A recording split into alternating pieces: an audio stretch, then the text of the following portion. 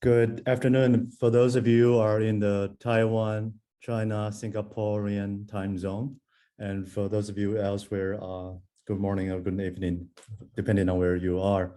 And my name is Lawrence Ziqiao Yang. I'm currently teaching at the National Yangming Jiaotong University at the Institute of Social Research and Cultural Studies. It is really my great pleasure to introduce the second talk and speaker lecture of our three pieces online lecture series under the title of Sino-ASEAN Infrastructural Nexus, Media, Cultural, Geopolitics. And it is really especially honor for me to introduce my old friend or buddy, Professor Ian Zhuang Jiaying, or Ian in English, or Zhuang Jiaying in Chinese name, and his talk today. And today's talk is titled "Herding Cats: Collective Action and Commitment Challenges in ASEAN's China Approach," or you can see for those of you who read Chinese, 群猫难馴，东南亚国协对中国的集体行动与承诺挑战。And before I introduce Ian, I would like to say a couple of few words about the lecture series. Again, this is a kind of my intention in planning and organizing this lecture series with the idea of looking at the phenomenon of a media cultural phenomenon and social phenomenon from the particular perspective of geopolitics, especially with an eye to this really entangled and sometimes a really ambivalent relationship between the so-called Sinosphere or Sinophone role, depending on what position you're talking about. But in general, the Sinosphere or Sinophone role, Taiwan, China, Hong Kong, Macau, Singapore, and its relation with the Southeast Asian countries, and what we later knew through today's talk, ASEAN countries. But I think already in the very first talk, our last talk about from Dr. Zhuang Wubin already lay out some of this interesting question of the presence of the ethnic Chinese or diasporic Chinese or overseas Chinese. We have different terms for them. The presence of ethnic Chinese in Southeast Asia has been historically connected, entangled with the circulation. Remember the keyword, circulation of human capital, of financial capital, of different layers. And it is also our next speaker after today. Well, we have another speaker from Nanyang Technological University.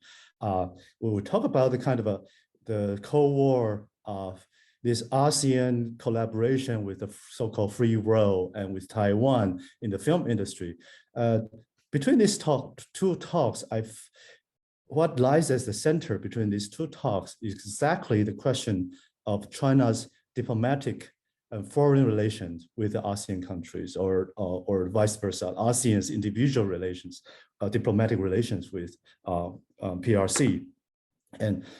And so I feel particularly proper and crucial and appropriate for Ian as the centerpiece of the lecture series in highlighting that the hard politics, the hard geopolitics of this ASEAN-China or ASEAN-Sinosphere diplomatic relations from his expertise. And Dr. Zhuang Jiaying or Ian, his research and teaching focuses on international relations, especially IR theory, security issues, Chinese foreign policy, and international relation in the Asia Pacific. And his particular interest of research and teachings focus on the nexus of international and domestic politics, such as influence on nationalism and the consequence of major power competition on the domestic politics of the third world countries. And I want to mention that Ian is the author of the book titled External Intervention and the Politics of State Formation, China, Indonesia, Thailand, from 1893 to 1952, which I think is published by Cambridge University Press in 2012. And the book, this important book in international relation, is also a recipient of the 2013 International Security Study Section Book Award from the International Studies Association. And his other publications include also appear in the China Quarterly, European Journal of International Relations, International Security and Security Studies, among other journals. And I think without further ado, I would love to give the floor to Ian Chong, but also I want to remind our audience here that Ian is a multilingual speaker himself. So he was probably switch channel from English to other languages like Malay, Indonesian, Hokkien, or Minnan, Taiwanese, whatever. I don't know how many languages he speaks, so be prepared. And for those of you who need interpretation from English to Mandarin Chinese, 需要中文翻译的听众，在你的右下角有一个小地球，你可以按下去，就是它可以转换，你可以听到我们的我们中心，我们的主办单位文化研究国际中心跟社文所，我们所找的口译匡哲来为你们做英中的口译。Okay, so without further ado, I would love to give this Zoom or the house or to Ian, and let's welcome Ian Chong, Professor Ian Chong, to our room, and yeah. Terima kasih. Selamat siang semua. Terima kasih datang ke syarahan saya. 大家好，那个有口译，可是假如说等一下希望用华文来发问的话，当然我也非常欢迎。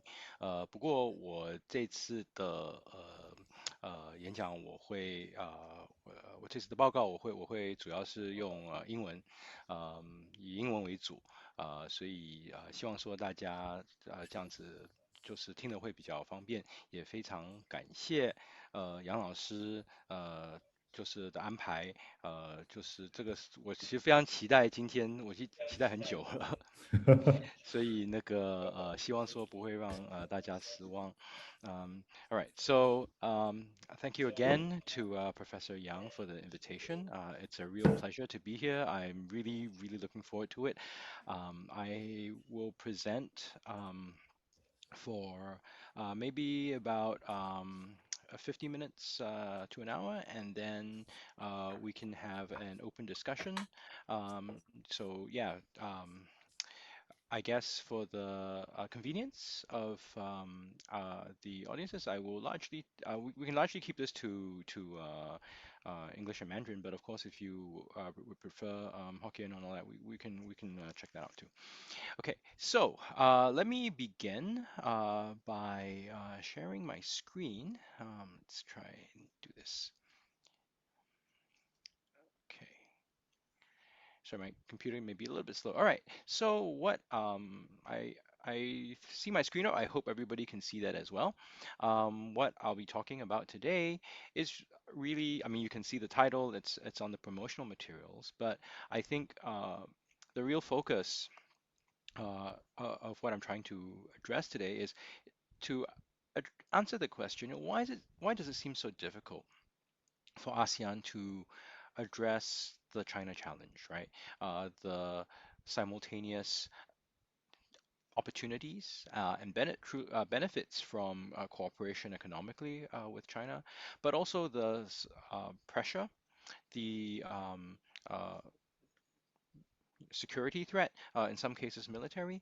So, you know, ASEAN has talked about not wanting to make a choice, but it has also not really put forward or articulated a very clear position. Yes, it's talked about things like its own sort of approach to the Indo-Pacific, but once you push at a lot of these, it's there's not that much substance there, right? So the question is, you know, ASEAN has had a long time to really formulate a response.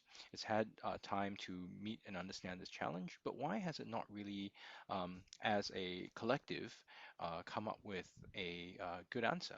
I would submit to you that a lot of this lies at the heart of how ASEAN is organized. There are fundamental collective action and coordination challenges that the grouping now faces that perhaps it didn't face in such a severe manner before. And that is really, complicating the ability of ASEAN to move forward on its ties with China.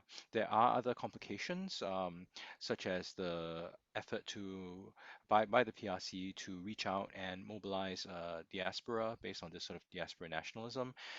We can talk about that in the Q&A, but by and large, my focus in the formal part of the presentation will be on the states, on state action, state behavior. All right, so to give you a sense, I will be sort of talking briefly about ASEAN's sort of non-choice, what it sort of labels as its policy doesn't want to choose between the United States and China, and try to break down what this actually means.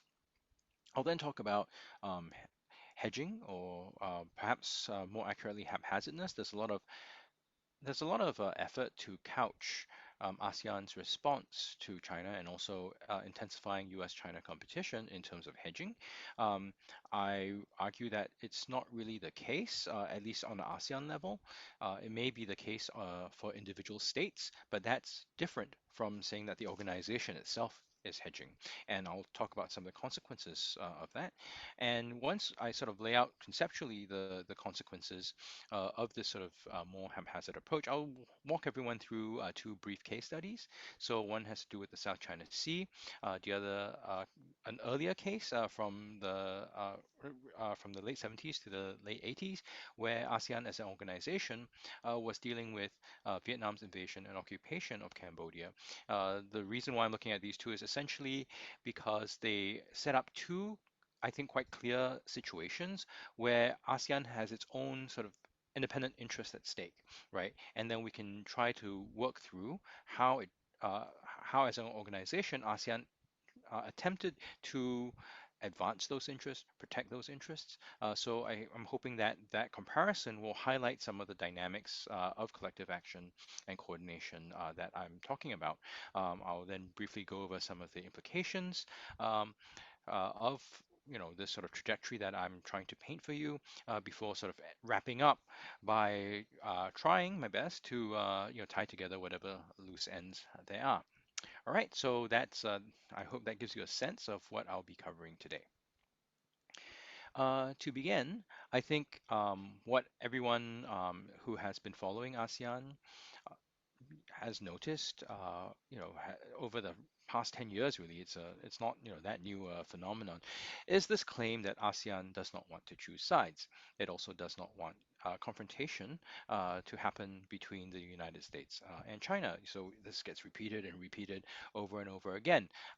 Perhaps on some level, that repetition creates a sense that maybe this is the truth of the matter out there, right? This is what ASEAN really stands for, what it's trying to push for. But I think it's probably worth a while to try to break open what ASEAN actually means by not wanting to choose sides, right? When you don't want to choose sides, what policy position are you actually taking? There has been this talk really since the 90s about ASEAN centrality, putting ASEAN in the driver's seat, essentially arguing that ASEAN should be leading, initiating, putting forward ideas for how at least Southeast Asia, if not to some limited degree, Northeast Asia should be organizing its own sort of politics, its own modes for cooperation, and also actually the handling of disputes, right? All this is, of course, under greater pressure. It's increasingly challenged by the intensifying US-PRC rivalry. I mean, if you think about how ASEAN in its current form has been put together, a lot of this stuff about centrality and being in the driver's seat, as I said, it comes from the 90s. It was from a period where there was a lot more optimism about the world, about integration, about US-China cooperation. So clearly, we're not in that world today, and ASEAN, like many other international and regional organizations, and also its members, are scrambling to figure out what to do and are continuing to scramble. And excuse me.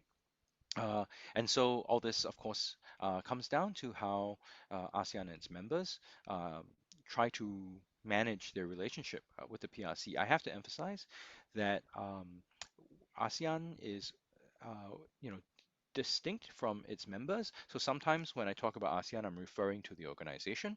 When I'm talking about ASEAN member states, I'm referring to what the different states are doing in a sort of shorthand, because sometimes going over 10 countries and their positions in one breath is a bit much, even for me. So, all right. That's the sort of non-choice stuff. Let me give you a sense of why making a choice and all that is very, very difficult. Now, I think a lot of the discussion, a lot of the talk has been focusing on how China is ASEAN's largest trading partner. That is true, right? If you look at the sort of origins for the import of goods or destinations for the export of goods, China ranks very high. However, I think it's important also to caveat this. So ASEAN is the largest trading partner for all its members, right? So you can see that in terms of destination for exports, um, ASEAN is still outstrips China, right? China, takes up about 14% of ASEAN exports in 2019, but ASEAN, the percentage of the share of exports that ASEAN absorbs from itself is 23.3%, right? So that's way above China, and also a lot of that emphasis on China's economic relationship with ASEAN is that, well, it's more important than the US. That is sort of true, but the distinction is not that great. If you sort of compare the export markets, for instance, um, the exports to China are only sort of about less than 2% more than the US. I mean, and if you look at imports, right, so that we also get into the trade balance issue. If we look at 2019, yes, certainly import of goods from China is slightly more than the import from ASEAN, and actually, I think that is where the big story lies. That's where China really is a big and dominant player. But for some of the trade politics, not so much the actual sort of neoliberal way that you might look at economics in terms of comparative advantage and how consumers might benefit. But if you look at the sort of trade balance side, um, you know, there's actually a big trade deficit that ASEAN has with China that also creates some of this pressure. So that picture of having China as the largest trading partner is somewhat colored by the differential pattern of in which trade goes. And I would also remind you, we don't have very good numbers in terms of trade and services, but this uh, discussion about trade in China is really about trade in goods, right? So that gives you one part of the economic picture. It's important to sort of fill this in more to show perhaps why things are a little bit more complicated. Hold on, my slide, okay, has somewhat these pie charts just sort of further illustrate the point. I'm not going to belabor them some more, but visually you can see sort of the difference. But what I do want to focus on a bit more is foreign direct investment, in particular flows into into ASEAN, right? Who's investing in ASEAN? Here, what is actually really interesting is that the largest investor in terms of foreign direct investment um, into ASEAN is actually not China, right? It's actually the US, followed by the EU, the EU 28. So we haven't taken out the UK yet, and at least in the investment statistics, and then Japan too actually invests more in Southeast Asia and in among ASEAN states than China does. So the the picture here that I'm trying to paint for you is that depending on which part of the economy you're looking at, there are differing areas of benefit, right? If you're looking at investments and sort of setting up factories and things like that, China doesn't actually play that as big a role as it does in trade, right? The Belt and Road Initiative notwithstanding. Now, um, also, if you, I mean, this I think it's pretty clear if you sort of look down, it's clear that China, even when you throw in Hong Kong, although some of that Hong Kong money comes from elsewhere, doesn't isn't quite as prominent as some of the other actors when it comes to FDI. So what we'll see then is in terms of trade in goods, depending on whether you're a country that has more of a deficit or a surplus, the politics will be different, right? When you're looking at FDI too, whether you are a beneficiary of sources of FDI, your relationship with China works out. Can also be quite different. So there's actually a more textured and possibly nuanced view of that should be had of ASEAN economic relations with China. And I think this economic relationship is also reflective of the sort of indecision that we see with ASEAN because essentially like the investment versus the trade story, the the tensions are pulling in different directions. And so this means to say that for a lot of ASEAN member states, making a decision is going to be difficult, and that will percolate up to the organization. So, I mean, if you want to look at things a little bit more visually, this is if you aggregate the foreign direct investment flows, you'll see that China, despite the Belt and Road Initiative, isn't that big investor in the region. This may change in the future, but that's based on an expectation of future opportunity rather than what is actually ongoing right now. What does this all mean? I suppose, I mean, I've alluded to this earlier. I suppose what happens then is when we talk about dealing with the China relationship in Southeast Asia, that not choosing sides is sort of reflective of the sort of conundrum that is faced, right? It's not possible to actually separate the ties, the economic ties with China from the sort of economic benefits that are also coming in from elsewhere in the world. Things get a little bit more complex too, because when you think about how the FDI works, remember ASEAN is also exporting to China, and China is also they're also ASEAN is also importing from China. So a lot of these exports and imports are in intermediate goods, right? So that means that US or European investment in factories in Southeast Asia are producing intermediate goods that get exported to China, that get reassembled into some final product, and then goes into that gets further exported into to markets elsewhere. Some of it, of course, is in China, but also the US, Europe, etc. Some of the goods come the other way, right? Components from China come to Southeast Asia, they get assembled and sold off in that same way. And those assembly plants, right, is from investment from third parties. So in this sense, the way that Southeast Asia and ASEAN states have been conduits of trade, have been conduits of commerce and commercial exchange. This puts them at a pretty awkward position when it comes to heightened US-China tensions, which is why the trade war actually didn't create a lot of anxiety. There were countries that benefited as some of the divestment in China happened, but there's a lot of anxiety because Southeast Asia plays this sort of in-between middleman position quite a bit. So, the sort of response, or at least I would argue the intellectualization of that sort of not choosing sides response, is this claim that Southeast Asian states are engaging in hedging, right? If you think about hedging, it gets thrown around a lot. yeah, everyone's doing hedging when they have some degree of cooperation and some degree of contestation with different actors. Now, I think it's useful to sort of think about where this idea comes from, right? It comes from this sort of investment.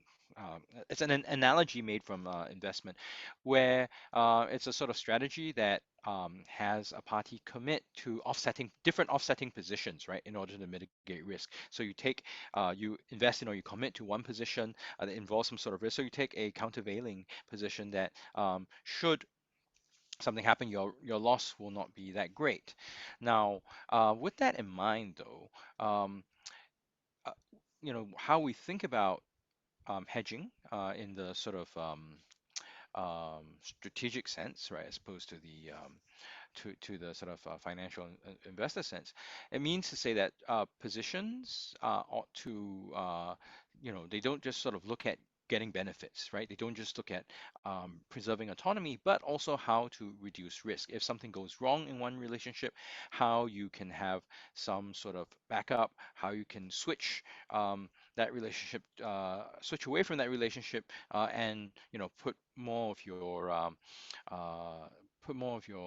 your energy into another one, such that some of those losses will not be as great, right? So at the back end of it, this means to say that hedging, right?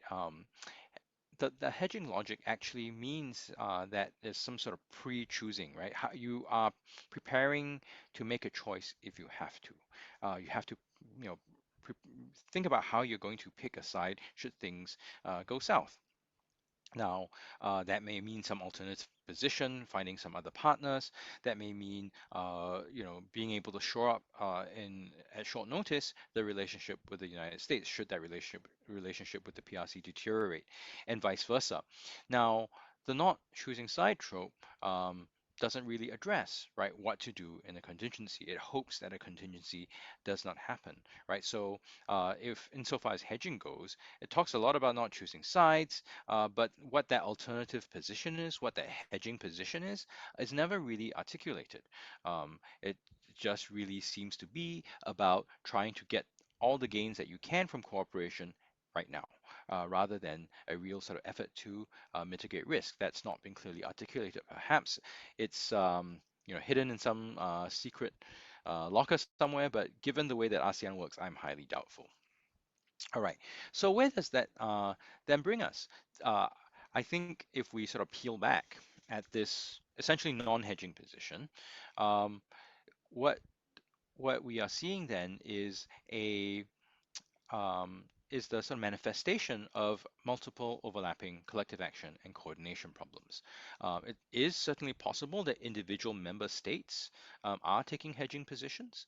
Um, uh, when you say look at the Philippines, I think this is a pretty good example.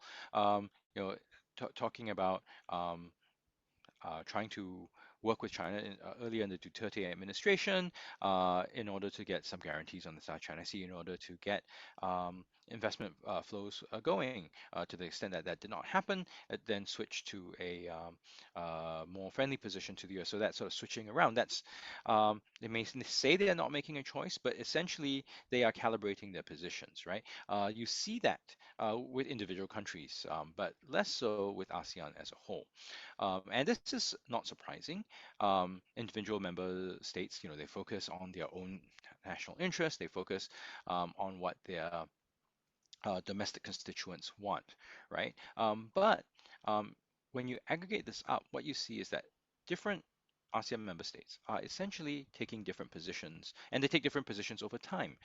This means that there's greater intra-ASEAN tension, that where ASEAN as a collective, is going is unclear if it has a direction at all. This, of course, this lack of clarity, this internal tension clearly limits ASEAN's ability to exercise its agency, to demonstrate its autonomy, to sort of set the direction. So all that stuff about centrality, all the talk about ASEAN being in the driver's seat, right, is undermined I would argue, a great extent by these different national positions, and creates a sort of overall haphazardness.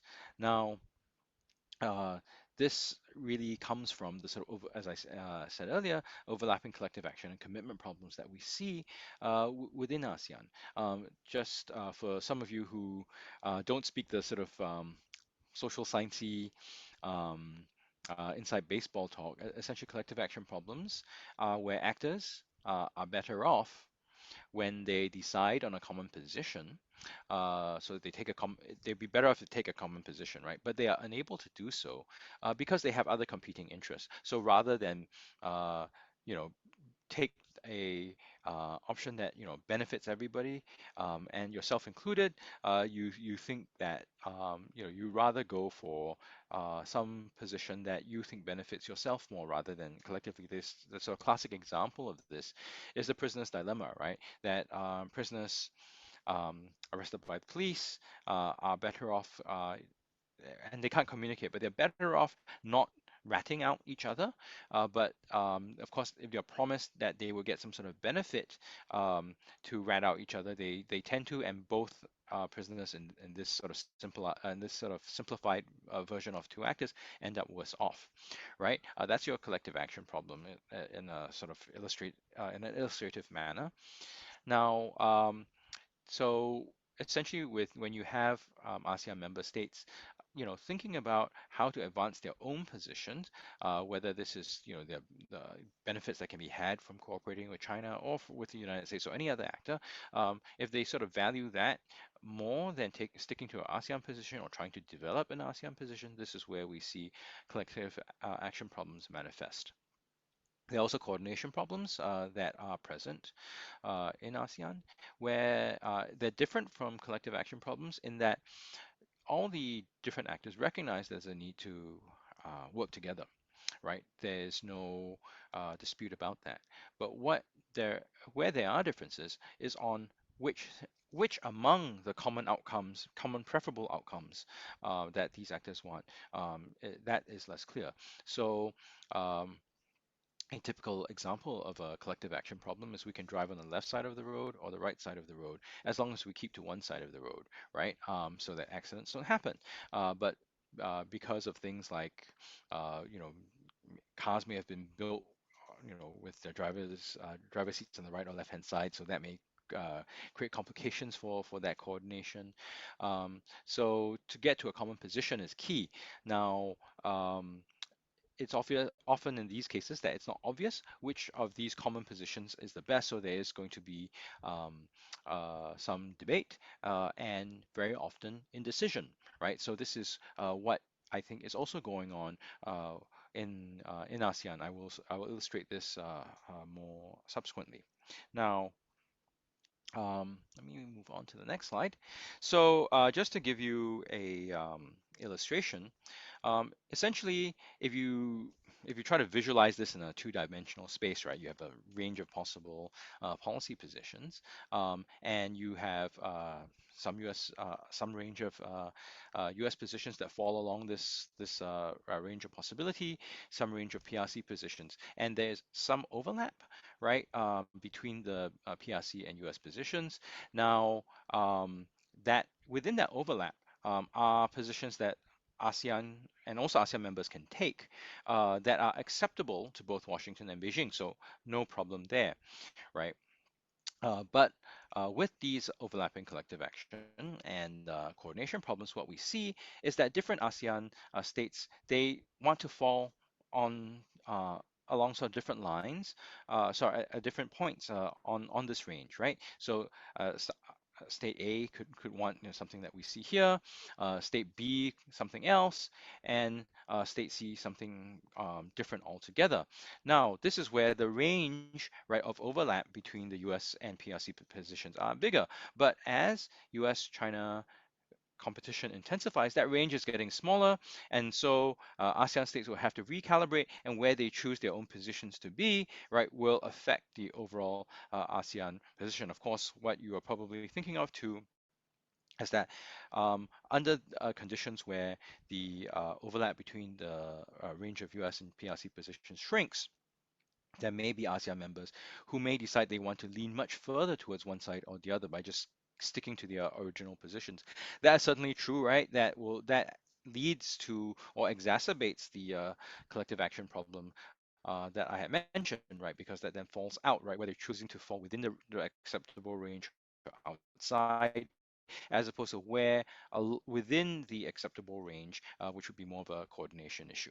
All right, so just to give you a visualization of what I think is going on. Right? It seems sort of up in the air. Let's actually look at some of the data that we have. It's not great data, but it's some data, right? The Yusof Ishak Institute, Institute of Southeast Asian Studies in Singapore, they have been doing, I think, since 2016 or 17 now, they've been doing these annual surveys of elite positions, right, in Southeast Asia on various issues.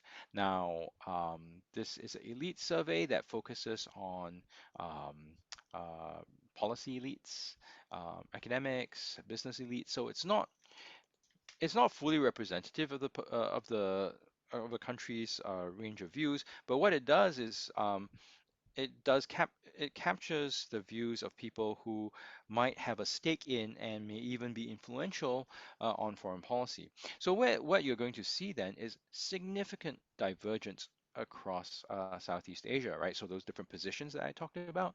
So if you ask elites in Southeast Asia whether they think China is a revisionist country, that range is around 40, just shy of 40 to just shy of 45%. That variation is very significant, right? Most of the time when we're looking at differences, we don't sort of look at percentages that are 40 odd percent, right? Views on whether the PRC is taking over as a regional leader. This is taking over the U.S., right? This is pretty divergent too. It's also it's between just shy of 30 to just over 40%. There's a lot of uncertainty over the PRC role. This has been complicated obviously by COVID and the PRC's demographic problems as well as its economic woes, right? So this 2021 version of the survey was taken in late 2020. Now, again, you see this sort of 27.6 percent divergence, right, across Southeast Asia. So views on China are highly different, right, across member states. So the positions that they would take in terms of how much they want to hedge, in terms of how close they want to be with China, including in relation to the U.S., is going to vary quite a bit. Now, where do we find some of this variation? I think if you look at Southeast Asia, one of the points that many of you who are familiar with Southeast Asia will know is that it's a highly diverse region. And it's diverse for different reasons, right? It's linguistically diverse, it's ethnically diverse. But if we're just looking at states, and we sort of bracket for a moment these ethno-linguistic religious differences, we can see actually pretty obviously that maritime and mainland Southeast Asian states are going to be quite different. They care about different things. So the maritime states will care a lot more about the South China Sea dispute, how that dispute pans out, how it's handled. Even if they are not actually disputants, they don't have contested claims, they would be very interested, right, that the stability is maintained, that access is maintained. So maritime states care about those sorts of things, and they'll prioritize those sorts of things.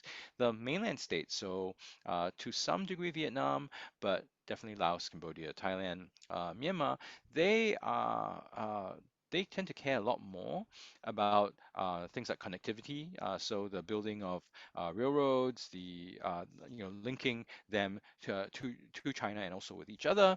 They care a lot more about rivers, because a lot of their populations they are dependent on the rivers for their livelihoods. So they care a lot about the dam building that is in China, and how they respond to that dam building can be different, right? There's a sense of you either resist, which tends to be what Vietnam tries to do, resist and negotiate, and then there's the other approach, which is to try to play nice and hope that the PRC will accommodate your request. So that's more the sort of Thailand, Laos, Cambodia position. So you'll see that there's this distinction, and I think for maritime versus mainland Southeast Asian states, neither are willing to sacrifice too much of their position. So that leads to a degree of impasse. We see differences between the high and middle income states and also the low income states. So they have different developmental needs. So when you think about something like the Belt and Road Initiative, the need for basic infrastructure is much higher in places like Laos, places like Cambodia, whereas if you're looking at a place like Indonesia, a middle-income country, yes, they want roads, but they want nice highways. They're thinking about internet connectivity. So that approach, right, and the sort of focus is a bit different.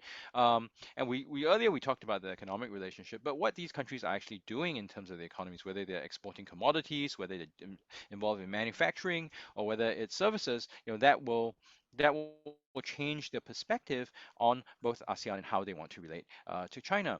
There are also differences on things like labor and environmental protections, different investment needs, and also importantly the role of the state, right, in politics and the economy.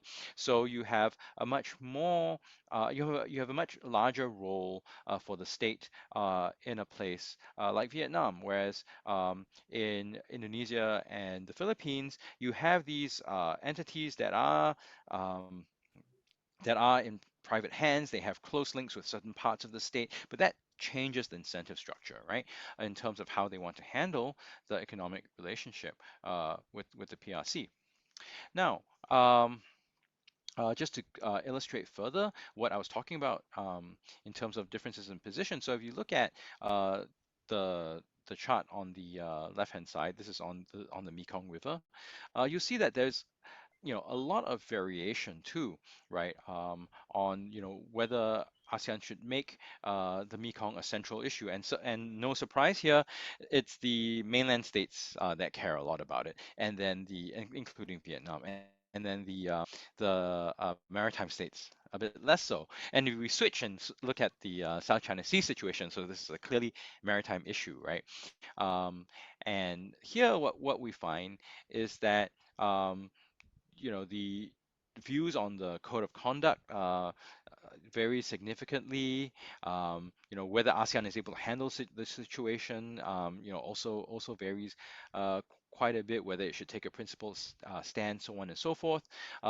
Noticeably on the principled stand, you find that a place like Cambodia, right, is much more willing to trade on a principled stand and than say the Philippines or Vietnam. So clearly these are differences, intra-ASEAN differences that have to be bridged, and the organization is not really set up very well to bridge these differences at this point in time.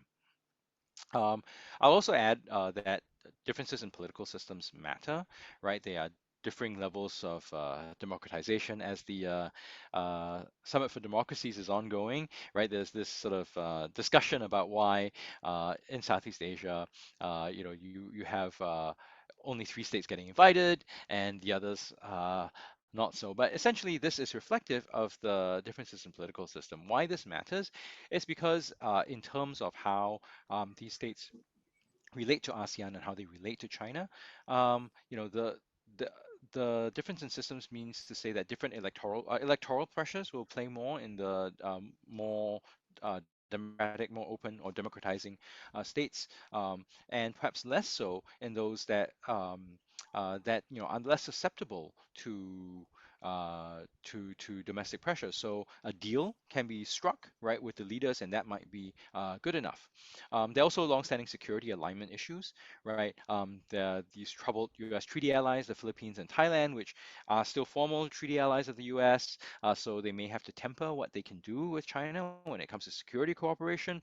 But they at least seem to be sort of shifting in their positions. They're the sort of newer U.S. strategic partners, Singapore and Vietnam, who seem to have actually more consistent ties with the U.S., even though they're not formal treaty allies.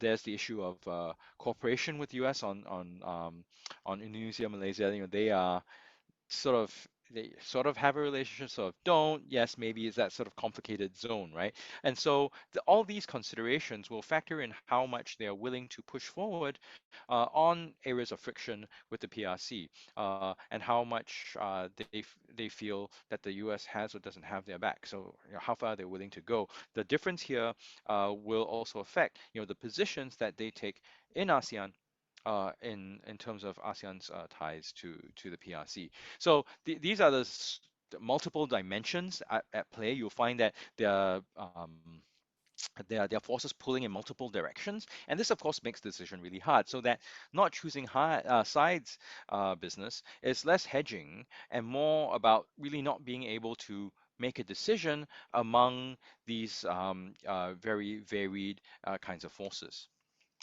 So to give you an illustration, a further illustration, more detailed illustration of what I'm talking about, I'll look at two cases. There are lots of great cases to look at, but I'm taking these two because I think they are the sort of most emblematic cases. They are the simplest to look at if we want to focus on some of these dynamics that I'm talking about. So the first would be the South China Sea disputes that have been ongoing I mean, they've been dormant for a long time, but this current sort of stretch of activity began roughly around 2008 or so. And then we'll look at the Vietnamese invasion and occupation of Cambodia from 1979 to 1989. And if you're interested in research design, this is a sort of most similar approach. Why? Because you have two situations where ASEAN as an organization, right, has its distinct interests that are separate from the major powers. It has an interest, right, to sort of push forward on these issues, and they're not reducible to what other major powers want. It's a bit different from trade issues where there's a sort of matter of congruence, right? Especially when it comes to a lot of these free trade kinds of things, where it's really about removing tariffs and also non-tariff barriers. So basically, there's a lot more incentive, there's a lot more convergence, and so it's harder to see that what ASEAN does when push comes to shove, and it's forced to sort of try to find its own direction. So that's why I'm looking at these two cases. They share that. The distinctions of interest, right? The number of actors. So one of those collective action problem, coordination problem, things when if you look back at the sort of classic literature, the number of actors matters, right? The more actors you have, the harder it is to overcome your collective action problems, the more complicated your coordination problems are, right? So there's a distinction in number of actors and also in the commonality of positions. So there's more divergence and variation in terms of the positions taken by ASEAN member states when we look at the South China Sea disputes, then when compared with the Vietnamese invasion and occupation of Cambodia, right? So this is the basis for me looking at these two particular cases. Now, let's begin with the South China Sea.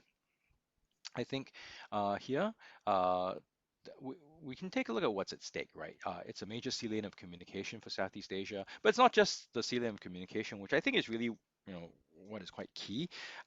There's also the fossil fuel reserves. That was originally what was really contested over. There's the fact that there's overflight, right? Flight routes go over the South China Sea, submarine cables. So a lot of the telecommunications linking Europe, India, well, Europe, the Middle East, India, and Southeast Asia, and then onward to Northeast Asia before going over the Pacific to the United States. Well, that passes through the South China Sea as well. So you can see how an ability to deny access, to veto use of the South China Sea can be highly complicating for many actors. This includes actors in Northeast Asia, such as Japan, Korea, and also Taiwan, and why the US would have a stake in here. Even though they are not a disputant, they do have a commitment to their allies, and insofar as their alliance system works, right? It is dependent on them being able to provide a security guarantee to the allies. So quite key to all that is access to the South China Sea and the fact that the PRC does not get a veto. Now, in an ideal world, what we would see is perhaps ASEAN be able to collectively bargain, right, with the major disputer, in this case, the PRC. They maybe not about how to resolve those differences, but at least to have a mode of interaction, right, that is stable, that maintains the status quo, such that no actor is being disadvantaged. That ideally that would be the case. But that is actually not what we see. Instead, we see quite a bit of disagreement over what to do. So if we again peel back the not choosing sides stuff, what is actually going on is not a whole lot of progress, a lot of stasis, paralysis even. There were several instances where what ASEAN does is to issue these joint statements. They're based on consensus. They don't practically mean much, but they do provide a sense that the different member states have come together and agree on a certain position. Many times it's quite watered down, and it's increasingly so. But even that commonality, that very basic level of commonality was difficult to achieve in 2012, 2015, 2016, times when the issuing of joint statements did not happen, or in the 2016 case, it was issued and then retracted. So that would show that there's significant disagreement within ASEAN over these positions on the South China Sea. These times they all had to do with the South China Sea. The stuff on the Declaration of Conduct of Parties and then the Code of Conduct on the South China Sea, that has really not gone anywhere. ASEAN has not really put forward very much initiative, and it's sort of dragging things along. To some degree, it may be to ASEAN's advantage to slow things down, especially when the PRC has put forward this claim that this position that maybe what they should all agree on the Code of Conduct is not to have non-littoral states have any military role or exercises in those waters unless all the other members agree. So that obviously would give China a veto on the ability to exercise, with the U.S. Navy, with the Australian Navy, so on and so forth. But it's not just the PRC, right? It would give different ASEAN states the ability to veto what other states are doing. So Indonesia would be able to veto, say, Malaysia's five-power defense arrangement exercises, so on and so forth. Of course, this position would also block, say, more active U.S. freedom of navigation operations in the region. So why this is an issue is you think, okay, maybe slowing things down is great. Yes, I think it is the least bad option. But when you ask, so what has ASEAN put forward as an alternative? That I think is lacking, right? And that is, I think, indicative, right, of this inability to move forward. There's actually a lot. What we see a lot more is silence. Whether this has to do with get the role of extra-regional actors, so having the U.S. do its freedom of navigation operations. I think some of the Southeast Asian maritime states are actually quite happy to see that, but they will not articulate that and do not do so publicly, right? And that, of course. Is partially because they don't want to push for a joint position, or they would rather pass the buck.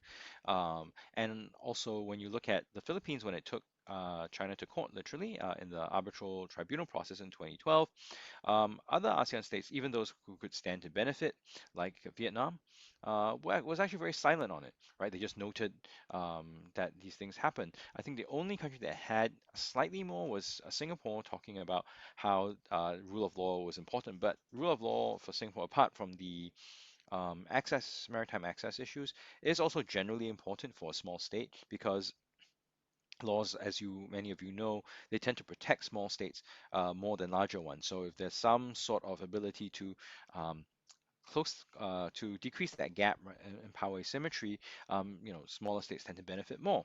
So that it also comes from that kind of a position. And so when you look at all this non-action on the ASEAN side, what it's amounting to then is that we see that the PRC is becoming increasingly assertive in the South China Sea. Its use of maritime militia to harass shipping exploration by by the other disputants. It is occupying, reclaiming, and militarizing features in the South China Sea. I know that when some people from a military perspective say that okay, those outposts in the South China Sea are actually really vulnerable, and they can be taken out very quickly. For the United States, yes, maybe for Japan, Korea, those sort of more capable militaries, but for many Southeast Asian states, by and large, right, they don't have that ability. So the extension of the range of Chinese aircraft, Chinese ships from these outposts can put actually more pressure on various Southeast Asian states in a way that perhaps the U.S. doesn't see. Why do we have this position? Essentially, if you look at ASEAN, the ASEAN that's dealing with these issues, so from the 2000s on, it's an expanded ASEAN. ASEAN has, now has 10 members. Timor-Leste is still outside. And those sorts of divergent positions that I described to you earlier is more apparent, right? Maritime mainland, regime type, economy, they're more apparent in this 2000 period. So everything from political system on relations with the US and the PRC. So what you have, there's the collective action problem where the different South Asian states can't really decide on what is a better idea, whether they say want more of a U.S. role. Whether when they say they want ASEAN centrality, what kind of position should ASEAN put forward? Part of this comes down to how much they're prioritizing the South China Sea versus say development issues versus say river-based issues, right? So mainland Southeast Asian states may think that they can get a better deal, right, by working economically with China and not really caring about these maritime issues. And so getting to a common to understand that there needs to be a common position is very difficult. And I think for the maritime member states, there's a coordination problem. They generally agree that something needs to be done. But what needs to be done, I think, is where we see quite a bit of disagreement, whether you're using international legal institutions, right, like the arbitral tribunal process, which is permitted under UNCLOS, whether you're going to go for direct negotiation, whether you're going to do a bilateral discussion with the PRC or have some or work through ASEAN. These are all possible options, but there's and I think nobody rejects them, but which to take, I think, is under some dispute. Also, how robust should a response to what is seen as China's overreach be? Would it be in some of the Indonesian cases, the impounding of the the impounding of fishing vessels and then sinking them, or would it be a more sort of laid-back approach where it's just sort of diplomatic protest? So, which is something that Malaysia does a lot more, right? So there are differences on this. Of course, there are pressing domestic circumstances that make things more complex. So, for instance, in Malaysia, the whole question of government succession, right, and the stability of various governments has become an issue. And in Singapore, the whole leadership transition means to say that there's a lot of stasis on policy. So not choosing sides then becomes a very useful frame. It becomes very useful language to cover up, right, this sort of inability to move, this inability to make any clear decision. Now, let us compare this with the confrontation over Cambodia in the 80s. So in 79, some of you might know this, so apologies for going over the history. Some of you who don't, this is a quick primer. It's very nuanced, but it gives you a rough sense of what happens. So in 79, Vietnam, supported by the USSR, invades and occupies Cambodia. Came up from border disputes, the fact that Vietnam felt that the Khmer Rouge creating instability on its borders. So ASEAN was very alarmed at this Vietnamese expansion. What they did was to coordinate with the PRC and the US to put pressure on the Vietnamese-backed government and also in Vietnam. They did sort of different things. ASEAN really focused on isolating diplomatically the the Cambodian government installed by Vietnam, and what they did was to block recognition of that new government at the UN. They maintained the seat for the coalition government of Democratic Kampuchea, which included the Khmer Rouge. So of course there are issues of human rights. Not that it mattered that much to ASEAN at that point in time. But there are these issues that ASEAN was really able to sort of push forward on what it saw as important for itself. They also supported the resistance to the Vietnamese-backed Cambodian government, meaning to say that they provided supplies, they provided arms to those groups that were fighting the Cambodian government at the time. This included the Khmer Rouge as well, right? They were able to stick to this position. And the US was willing to close one eye, and they sort of took their position and were able to sort of move forward on it by sort of bargaining as a bloc, right? This is the collective bargaining that I was talking about with the US, with China, with USSR, and so on, and acting as a bloc within the UN. And they were able to do so for a pretty extended period of time, right? It was over a decade. And even after that decade ended and the Vietnamese withdrew, ASEAN was very much involved in the stabilization and rebuilding efforts for the transitional authority in Cambodia. This is UNTAC. Now, of course, later on they incorporated Cambodia and Vietnam into ASEAN. But here's a case where ASEAN showed a lot of agency. It was actually highly effective, and it's still looked back today as the sort of high watermark of ASEAN success. Now, why was this the case?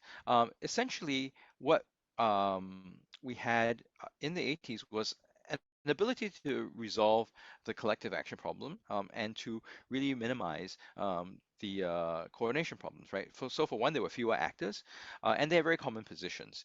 There were initially 5 ASEAN members when Brunei became independent, and 84 it joined. But what kept them going essentially that this is a group of conservative, authoritarian, developmentalist, anti-communist, post-colonial states, right? So they saw eye to eye on a lot of things. So to coordinate, they didn't have so. There wasn't that much difference in some of these basic interests to begin with, and they saw eye to eye on a lot of things, so it's easier to coordinate, right? So this is the basis of the ASEAN way coordination. Often we think about it institutionally, but it also can happen because of common perspectives on the world, right? And for them it was imperative to stop what they saw as communist-backed expansion, and basically everybody stuck to the program. You don't have the case, right, with the South China Sea issue where you had Cambodia sort of going in a different direction, Laos sort of wavering, and so on. These commonalities, right, allowed ASEAN members at that time to address coordination. They were able to focus on pushing ASEAN autonomy rather than to see themselves as a junior partner. They were able to sort of put forward more initiatives. So if you think about what they were doing at the UN, that was their idea, right? So this is very different from the passivity that we see today. There was agreement that they won't do military confrontation because they didn't want to have escalation. So they would do this diplomatic stuff. They would do clandestine sort of support for the opposition to the Cambodian government of the time. They were of course aided by rapid economic growth. Growth in the 80s was very fast for all of the ASEAN members at that time, and so. Uh, a lot of this initiative, a lot of the sort of policy innovation and strategizing was made possible because there was this sort of high degree of congruence among ASEAN members back in the day, which is not present today. So I'm hoping that you can see the sort of big contrast, right? In terms of the activeness from the 80s as compared to the real passivity that we see today. So, what does this all mean? So I think on some level we're seeing a slow motion crisis that is going on. There are what these collective action and coordination issues that pertain to ASEAN's relations with the PRC and also other major powers, it's also coming into things like ASEAN reform. So if we back up a little bit and think of why do these coordination problems exist? Well, can there be institutional mechanisms to make things better? Can ASEAN coordinate better, share information more? All this gets down to ASEAN reform. But because of these existing collective action and coordination problems, ASEAN has real trouble, right, moving ahead and reforming itself and to update the organization for the 21st century. This, of course, became painfully evident in the Myanmar crisis after the coup in February of this year. ASEAN for a while didn't know what to do. Then they decided that they wanted to call for an emergency summit where they spoke with the Myanmar junta leader, Min Aung Hlaing. They said they get a special envoy. Then Min Aung Hlaing decided he didn't want a special envoy, and there was no idea how to move forward on this. Again, because of these real differences, right, in the organization. And so the other thing is, this is a little bit endogenous, right? Some of these divisions have been played up by and are picked up on by Beijing and Washington. So for a while on a lot of these ASEAN issues, most evidently with the territorial disputes, the maritime territorial disputes. The PRC would say, okay, we'll talk bilaterally rather than multilaterally, even though they would also say that they're supporting ASEAN centrality, that they're supportive of the ASEAN project. But that's focus on select bilateral relationship, started to pull the organization apart more. So where you see more success is arguably Cambodia and Laos. Now, the US, especially under the Biden administration, has been doing a similar approach. They say they don't want to force ASEAN and Southeast Asia to choose sides, but and they also, really big on ASEAN centrality and respecting ASEAN's agency. But if you look at what they're doing, they're focusing on very particular, Washington is focusing on very particular sets of relationships. So you look at the key visits, visits by key officials, right? Whether this is the defense minister, whether this is the vice president, or the assistant secretary for East Asia, they'll focus on, and also actually the democracy summit, right? They focus on Singapore, Vietnam, the Philippines, Malaysia, and Indonesia, right? So the rest, they're more willing to write off. So as the US is also adopting this talk about multilateralism, but really do bilateralism approach, it's going to create more centripetal pressures within ASEAN, right? So all those collective action and coordination problems that we saw earlier, they're going to be exacerbated as the PRC and US sort of use this sort of multilateral cover to focus on bilateral relations. And on some level, you can't really blame them because if ASEAN as a collective entity is not very effective, they're going to find other ways to get what they want, right? And this, I think, a lot of the responsibility comes down to ASEAN itself. So the potential trajectory is that ASEAN will become increasingly irrelevant. It could potentially atrophy, and individual member states, while sometimes, in particular, Singapore likes to talk down about ASEAN. ASEAN actually does provide some platform to amplify their voice, allows them to, punch above their weight, so to speak, internationally. So a weaker ASEAN or ASEAN that is, highly diluted is not going to be good for any of the member states. But that may be the direction in which we're going, right? Highly tragic, but perhaps very difficult to avoid. So where you and also where you do see success that are played up are things like RCEP, which is essentially a building on the free trade agreements and all that. Because I think everybody in general in the region thinks that lower tariffs are better, getting rid of non-tariff barriers are good. So on these sort of low-hanging fruit, there may be progress, there may be improvement, but where it really matters, where push comes to shove, I think ASEAN, one of the implications is that ASEAN is going to be far less effective than before. So I know I've been going on for quite a bit. So let me conclude. So perhaps we're getting at sort of non-choice into oblivion. So I think this indecision and ineffectiveness is pretty persistent and ingrained. And the lack of direction given by ASEAN on relations with the PRC is going to essentially cede initiative to Beijing and also other major powers. And ASEAN itself will likely become less of a partner of choice. And the center of gravity will shift from the sort of more multilateral approach that Southeast Asia and ASEAN members had been trying to emphasize and move towards more of a sort of bilateral set of dynamics, which is actually arguably what we're already seeing, right? And the coordination and collective action problems that I had described earlier will likely become more serious, right? The solution to all this lies in ASEAN reform, or at least reconfiguring some sort of new regional architecture. But I think given the politics of the day, that is highly unlikely. Plus, ASEAN member states, all have varying degrees of political transition issues or leadership transition issues that make it very hard for them to focus as consistently on foreign policy as was the case in the 80s. So what was notable about the 80s? People talk about autocracy and all that. I think what was key was that the systems then were relatively stable. So the political systems then were relatively stable. So there was a lot more ability to focus on foreign policy issues. And that stability is also a little bit absent today, which makes ASEAN reform or other coordination and collective action issues that much more difficult. Okay, let me end there. I'm very grateful for your attention, and I welcome your questions as together, like the boat, we're sort of moving in rocky waters in the mist. Well, wow.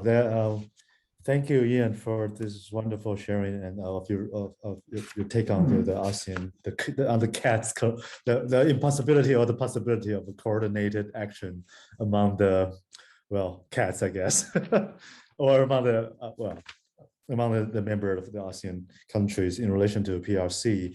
And I think this, I guess I just take a privilege as the host of the event and the moderator before everyone can.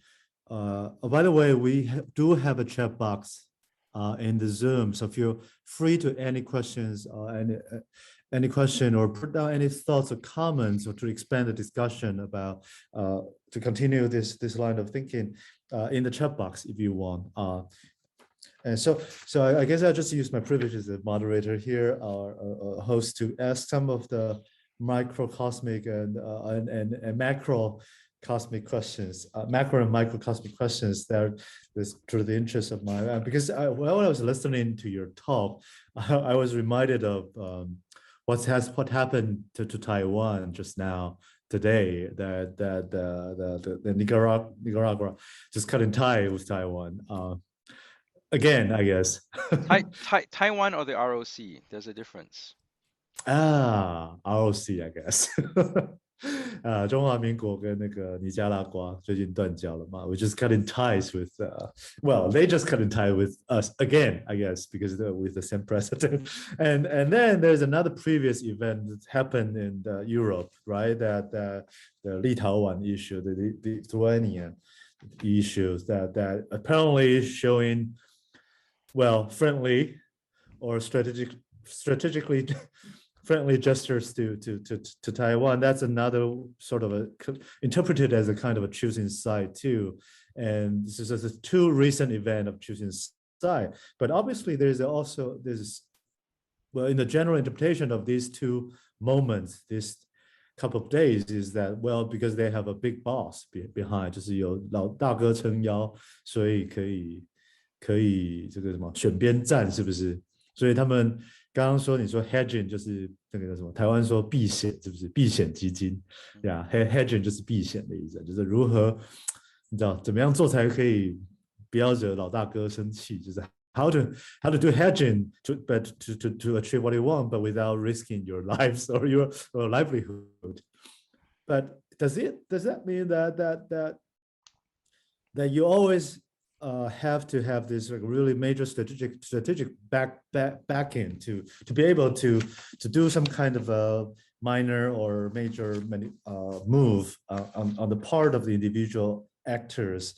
And if that's the case, if if now with the U.S.-China relations going on, and if, as you said, there's kind of an increasing degree of selective bilateral coordination or coordination or collective action rather than ASEAN-based or ASEAN as a collective-based action going on, as we can see in the future.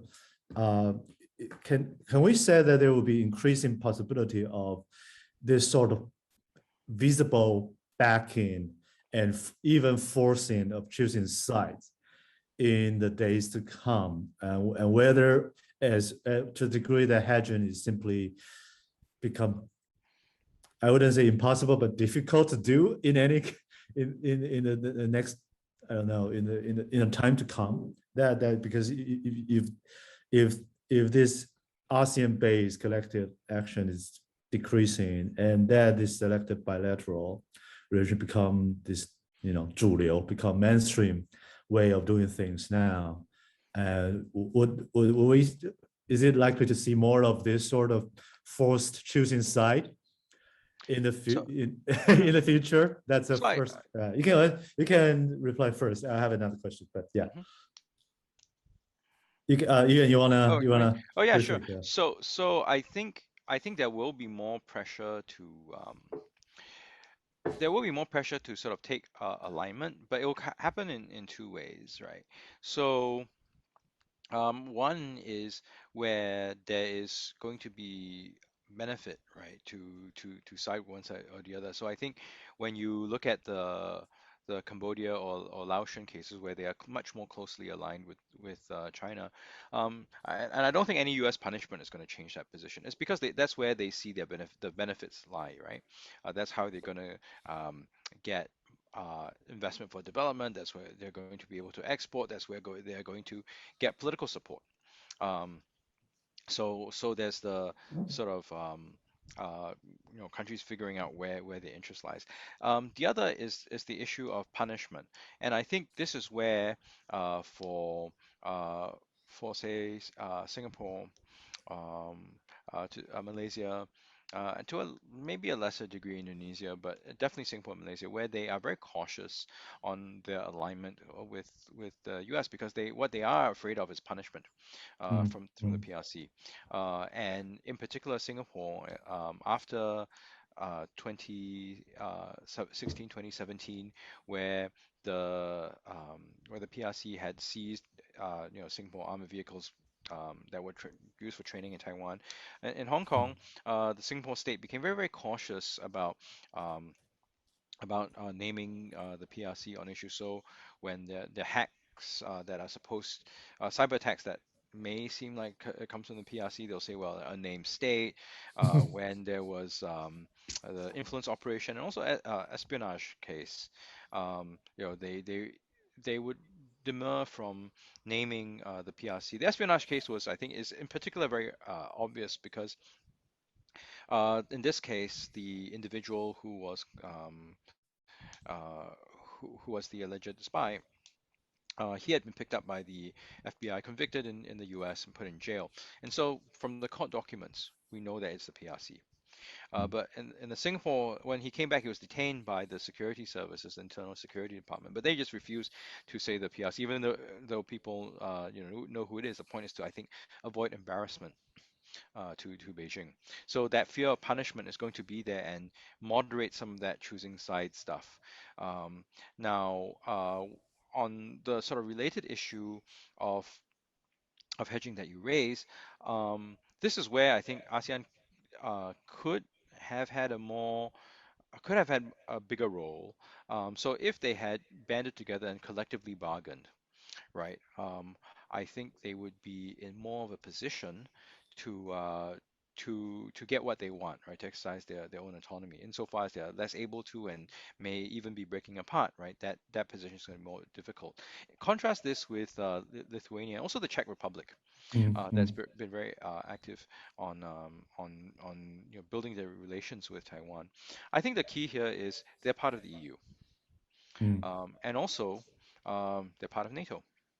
So they are in a position to have maybe not just the US, but have a bunch of more capable and powerful actors back them. And the NATO and EU mechanism is a lot more robust than the ASEAN one, right? So they are in a stronger position to exercise their autonomy. So I think that is an example of this. Whereas if you look at the Nicaragua case, I mean, that is a situation that happens when you are a weaker entity and you are in a bilateral situation with the PRC, right? You feel that you would have a lot of economic benefits from that relationship. Whether they materialize or not is a different story, but certainly there's that hope, right?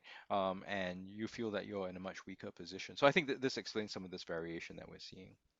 I see. I see. Yeah, I see a common question, but before I read the question from the chat box, I have another follow-up question. Is that you mentioned there's one of the fewer cases of success from the Cambodia confrontation, and by saying that because they have this commonality of for example, their previous or consistently anti-communist position from the beginning. It kind of reminds me that commonality of the anti-communist position among those actors that contribute to the success of collective action in Cambodia case. In the Cambodia case you mentioned, it kind of reminds me of the early foundational days of ASEAN itself, right? During the Cold War in the I think the 60s was 67. 67 was already sort of like a side product or product of some kind of Cold War containment. There's a historical tie there. How do you see this? Is this like a history coming back to that? In the end of the day, we are coming back to. Well, it's not history coming back because in '67 and then the ASEAN Concord in '72. I mean, this is what led up to the whole Cambodian situation. The original 5 ASEAN states, so this is Indonesia, Malaysia, the Philippines, Thailand, and Singapore. They were anti-communist. Two of them were former U.S. allies, and they all had pretty good ties with the U.S. anyway. But they also wanted a degree of autonomy.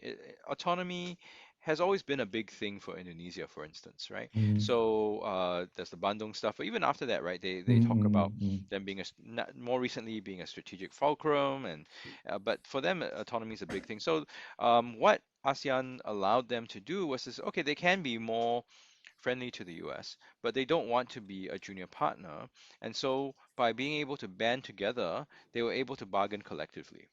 Right, so it's sort of like a union, right? That they were able to do that. So that was the Cold War context, and they were also very afraid of this expansion of communism from Indochina.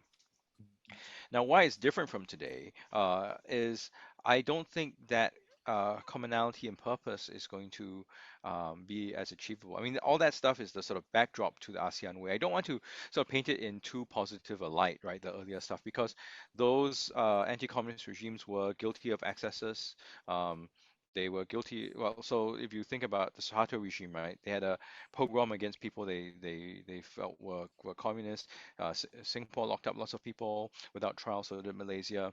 Martial law in the Philippines wasn't pleasant, and neither was it in Thailand. But what it did allow was these states to sort of figure out what they wanted, right? What we're lacking today is that ASEAN members are far more diverse than they used to be. So getting together and agreeing on a direction and then committing to that direction is more difficult. Now, maybe ASEAN has lived past its usefulness, right? And we need to think about some alternative arrangement. I won't rule that out, but certainly I don't think that it's a replay of the Cold War. So what we're seeing essentially is a need to have some new arrangement for the current period, whether this is going to be a revised and refreshed ASEAN, whether this has to be some subset, whether it means that some groups of Southeast Asian states will be cooperating with other actors more. That's, I think, all open and on the table. It's not something that I guess polite company likes talking about in ASEAN circles, because that would mean lack of confidence in ASEAN, and they don't like to go there, and they are pretty conservative lot in the sense that they don't like change. So so despite the need for change, at least within ASEAN, there's going to be very little impetus for it.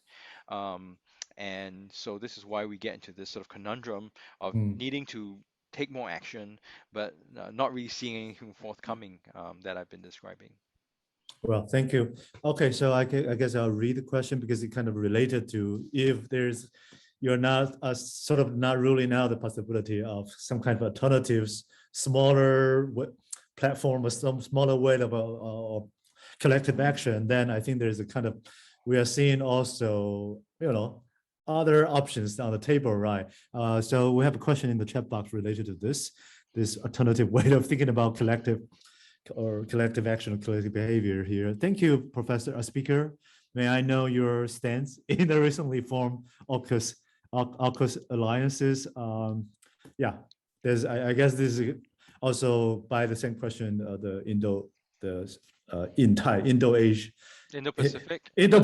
sorry. Indo-Pacific is also part of the relation. If there's an alternative, emerging way of doing things, so what's your stance on AUKUS, for example? Okay, so to start with AUKUS, I think it's one of the ways that the U.S. is thinking about reconfiguring its relations with the in the Pacific, right? Especially the sort of Pacific and Indian Ocean end of it, and in some respects, it is a very safe thing to do for the US. I mean, think about the US, Australia, and the UK. They've been working together, been close allies for the longest time, right? So to get coordination there, it's not difficult. So I think it's low-hanging fruit for the US. They've been talking for the longest time about how to reconfigure their strategic posture in Asia to sort of get more of the allies linked up with each other as opposed to just working bilaterally with the US. So I think that's one aspect of it. The Quad is another, right? Which has India, Australia, Japan, and the US. That's another configuration. So I think the US is certainly experimenting with different configurations over what is possible and what can be done. They are also really trying to revitalize their relationship with Japan. I think there's some efforts to bring Japan and South Korea closer, but of course the domestic politics in South Korea and Japan make that much trickier. So at any rate, there are those sort of US dynamics that are going on. Now, Southeast Asia has again this very strange on again is this very I guess I may would be the way would be the way to describe it, right? In the sense that you see Singapore saying that, oh well, we welcome all kinds of cooperation, but that's a very standard Singapore thing to say. Now, Malaysia and Indonesia, they both decided to sort of treat the whole AUKUS announcement of AUKUS with caution. However, right after that, Malaysia starts going full swing into its hosting of the 50th anniversary of the Five Power Defense Arrangement, which includes 2 out of the 3 AUKUS members. So there was the UK, and then there's Australia. It was a big exercise, lots of meetings, and Indonesia, for its part, after its sort of very mild criticism, decides that it wanted to have its military engage in this sort of big exercise with the US. Right, with the U.S. Marines, I believe. So they certainly are saying one thing, but are doing quite another. So, but only to the extent that they are sort of worried about the PRC, but also don't want to elicit punishment. But what you also note that the FPDA is something that's long-standing, so maybe it's a bit different, but it does exclude the US. And Indonesia, its sort of exercise with the US is something it was doing on its own, right? So this gets back to my point about the whole talking about multilateralism, but really doing bilateralism. Okay, yeah, thanks. So we have a question. Okay, so this is a question from our mutual friend Desmond. So thanks, Ian. As the PRC is now more eager to tie ethnic Chinese, including those of Southeast Asian nationals, onto their boat, how would ASEAN countries and as a whole respond. I think this is a very pertinent to what we've been talking about from the continuing to talk about from last talk, that this cultural influence or the influence of fear through cultural and social tie becomes sort of a human infrastructure whereby which the PRC nowadays can be tapped into the geopolitical influence of fear. And how do you, what's your take on this? So I would say that this effort to appeal to what Beijing sees as its diaspora is an old one. By the way, sorry, Ian, sorry, I have to interrupt you. 各位如果想要用中文问问题都可以用，也可以用中文问。It's fine to ask question in other languages like Chinese. Okay, 对， sorry. 跟中文问没问题。So with this effort to appeal to the diaspora, it's something that as a phenomenon that had sort of developed from the late 19th century. So it's something that the Qing government did. It's something that the anti-Qing groups, there were many of them, that later morphed into the KMT. That's what they tried to do as well. And then as the KMT got into its struggle with the CCP, both sides were trying to appeal to the diaspora. That was a view that ethnicity and culture and political affinities should converge. And I think it was an easier argument to make in the sort of pre-Second World War period, because basically all of Southeast Asia, with the partial exception of Thailand, were colonies. And so for ethnic Chinese, not all of them were seen as subjects. So for instance, in Singapore, Malaya, if you were Peranakan and been here, you could be a British subject. But for a lot of the other sort of low-cost labor that was brought in, they were viewed as aliens, alien nationals. So clearly for those people, but also people who've been around for a long time, the sense of political allegiance or loyalty lay with whichever regime they liked in the PRC. I mean, in China. The PRC period was complicated because in the 50s they talked about ending dual citizenship. But then in the 60s they used ethnic Chinese communities as a conduit to export revolution, right? That together with the Cultural Revolution, of course, that didn't turn out very well. It clashed with other nationalist tides that were in Southeast Asia, including the violence that we saw in Indonesia, right? So as the PRC was pushing for ethnic Chinese to sort of as a channel to push the revolutionary ideas, the Suharto regime was clamping down. This is what I was talking about earlier. Now this had stopped in the 80s as Deng Xiaoping decided to focus focus a lot of his attention on economic development. So a lot of these ties shifted from political to commercial, right? So what Desmond is describing is a push that only really came about from, I would argue, maybe the middle of the last decade, so the 2000s, where the PRC became more interested in revitalizing its pull to the ethnic Chinese.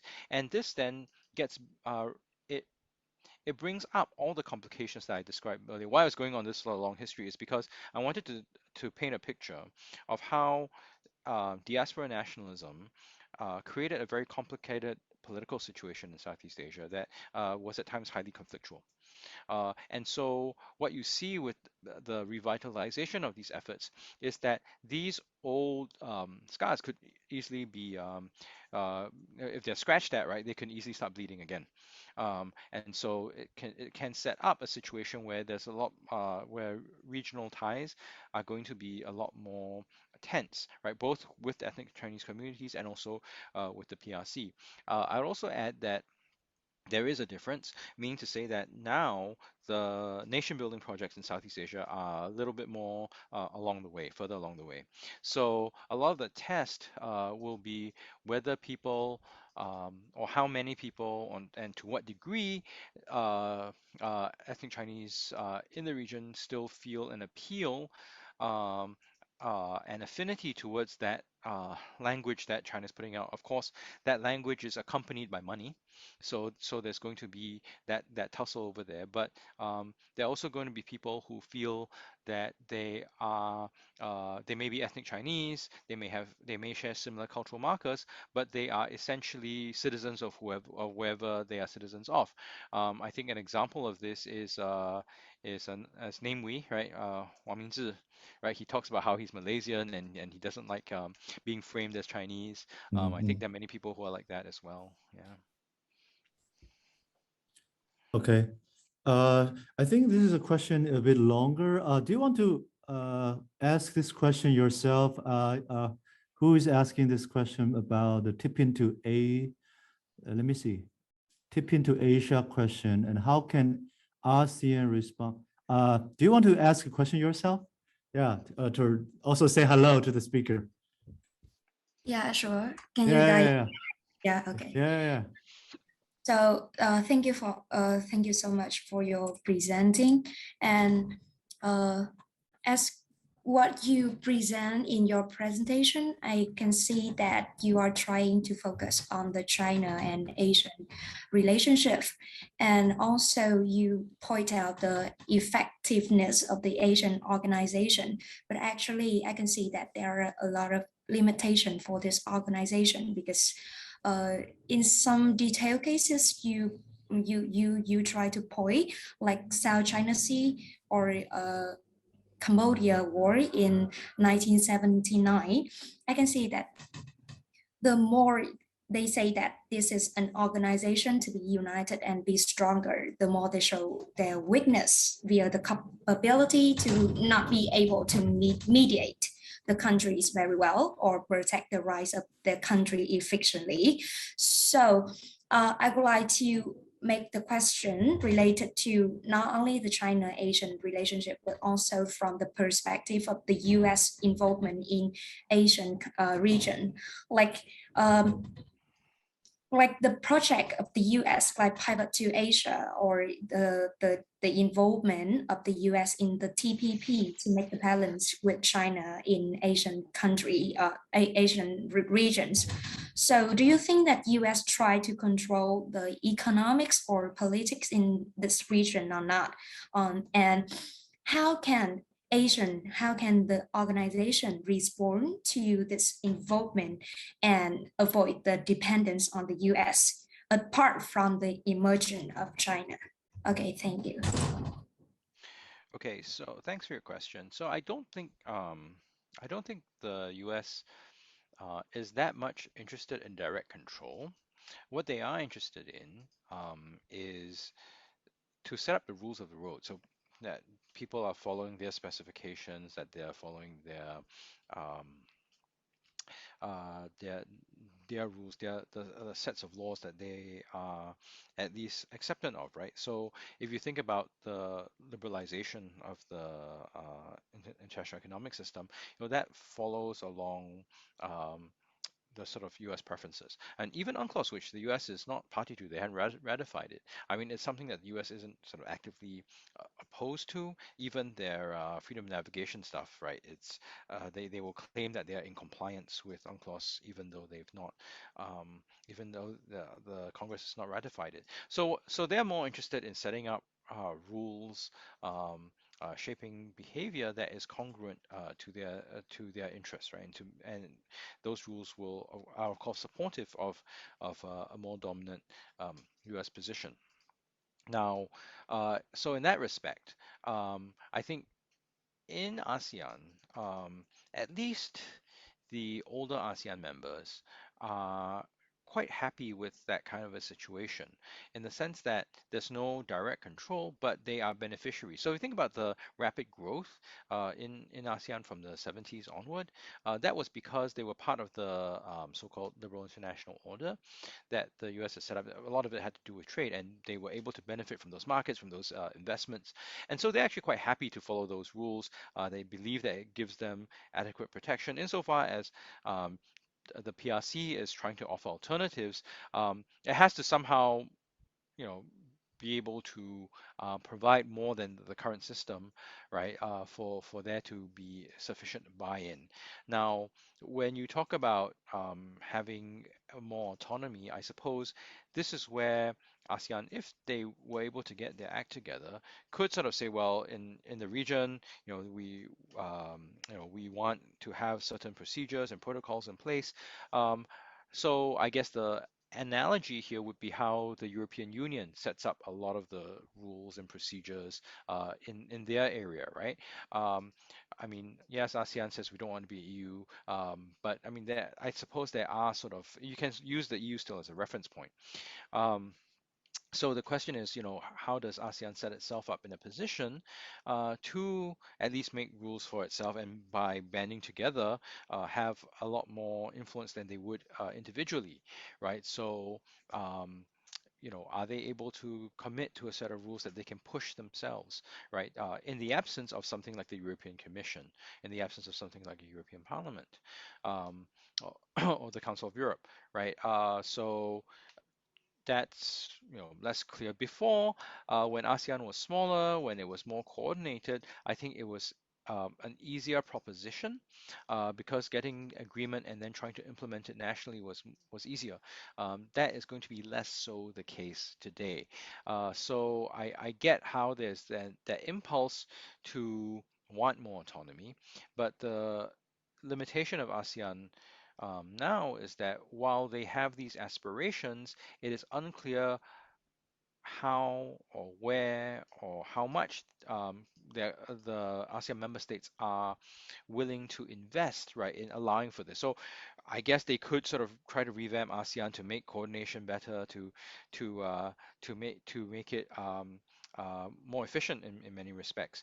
But then we get into this question of, okay, is ASEAN then having too much influence over domestic politics? Does this break the non-intervention convention? Convention in the signing sense, but in the sense that something that people agree with. So those are the obstacles that need to be overcome if ASEAN is to become more effective. I just don't see how they can be done within the context of ASEAN at this point in time.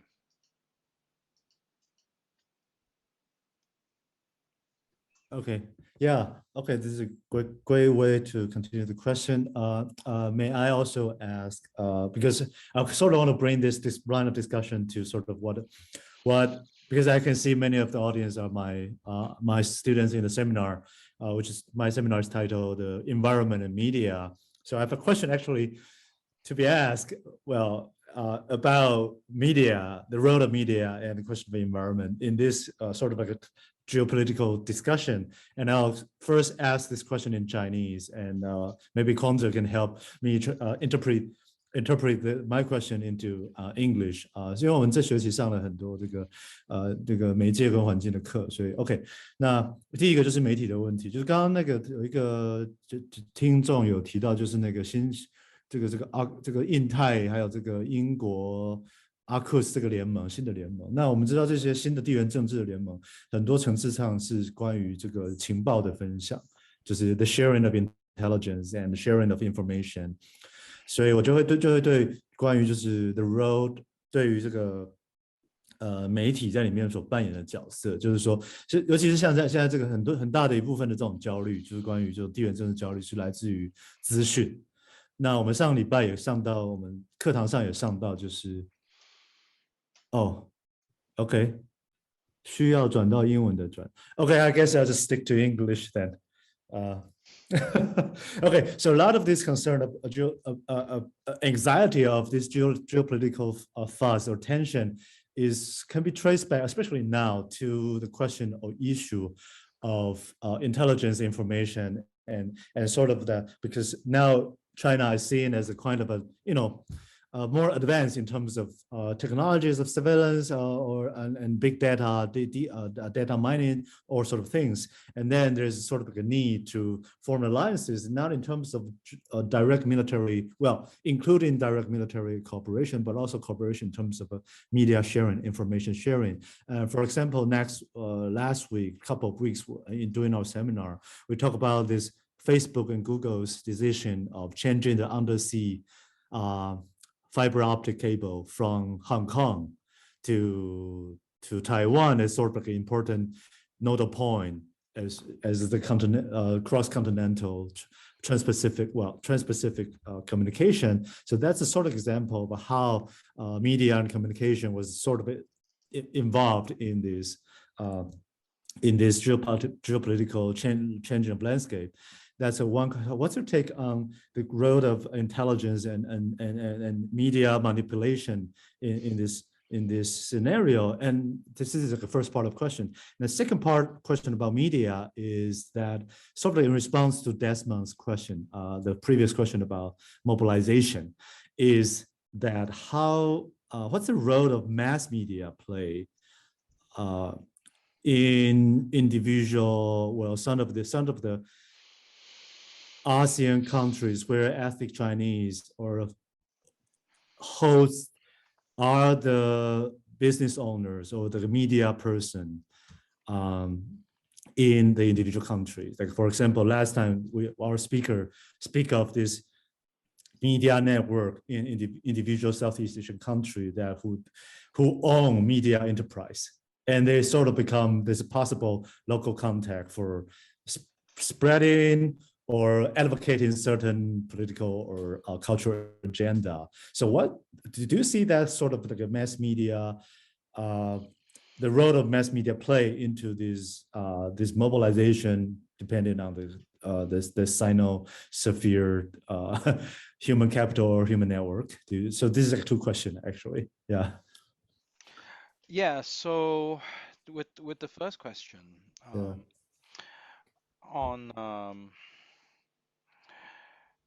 on the disinformation and the intelligence bits, so I think the disinformation and the okay, there are actually three questions in here. So the stuff with the stuff with the intelligence sharing, I mean, essentially one of the issues here now is what you do with data, big data, what you do with surveillance, which generates a lot of the big data. There are varying levels of concern across Southeast Asia on this issue. So you'll find that there's a lot of use of Chinese PRC apps. Yeah, I'm gonna make a distinction when I say PRC, I mean the state, right? Because sometimes when we talk about ethnicity and language, it gets very confusing because they all use the term Chinese. So with the PRC, they clearly are generating data when people are on WeChat and things like that. It also provides the PRC state with the ability to surveil outside their borders. The discussion of having backdoors in servers, in surveillance equipment like Hikvision and all that plays into this. So I think on some level, AUKUS and probably more the Five Eyes, in terms of an intelligence collection and coordination body, are interested in finding out how the depth of this penetration and also how to respond, right? And this is of course linked to a lot of the hacking that is going on around the region. And you see this in Taiwan, you see this in the US and Europe, where there's efforts to there's the commercial stuff that hackers try to siphon off, but there's also the mass health data, financial data, which then they can then use AI to sort of find vulnerabilities, individuals who they can put pressure on, etc. So there's that. That's a sort of perennial issue. So I'm not sure how, in operational terms, AUKUS or even the Five Eyes are going to address this. I mean, they should have an interest, but the actual addressing, I think, is something that will probably not be that evident anyway, because these entities tend to like acting in the shadows. What is more evident is the disinformation stuff, and some of this comes up in I'm sorry, before I go there, so on the Chinese side also, some of their privacy laws talking about wanting to have servers and in China is also to block off vulnerabilities from others, right? So there's that area of contestation going on. Then there's the disinformation side, where there there are various sources of disinformation, the PRC being only one of them. So what we saw very evidently over the course of the pandemic was the spread of disinformation by the PRC states, such as on the COVID origin. There's a Fort Detrick conspiracy theory about how COVID is really a US Army biological weapon that spread.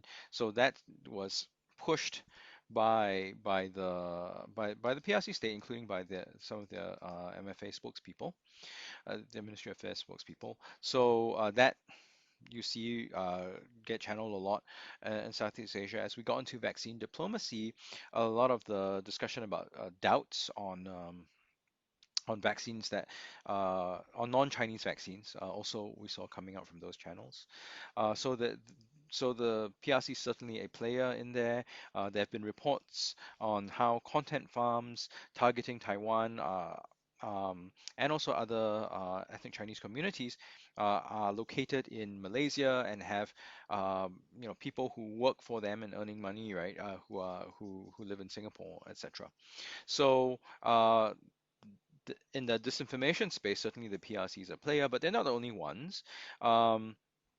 There's a fair amount of borrowing from the US right-wing stuff that gets around on ivermectin, on vaccines we've seen recently. I don't think it's the US state, it's just that given the reach of US social media, people and also people who share those sorts of views, they share this and creating a more confused media landscape. There are locals who, for one reason or another, including if they are affiliated with state actors, who like to push disinformation against local opponents. So we saw this in Malaysia in the previous Najib government. Arguably, we see this in Singapore with the PAP's Internet Brigade. We see this in the Philippines with Duterte. It's different sides in Indonesia apparently engaged in this sort of disinformation as well.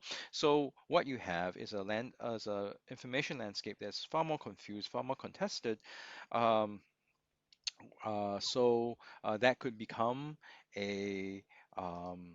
perilous for public policy. It can also become ways for actors such as China to sow discord and encourage paralysis in local contexts.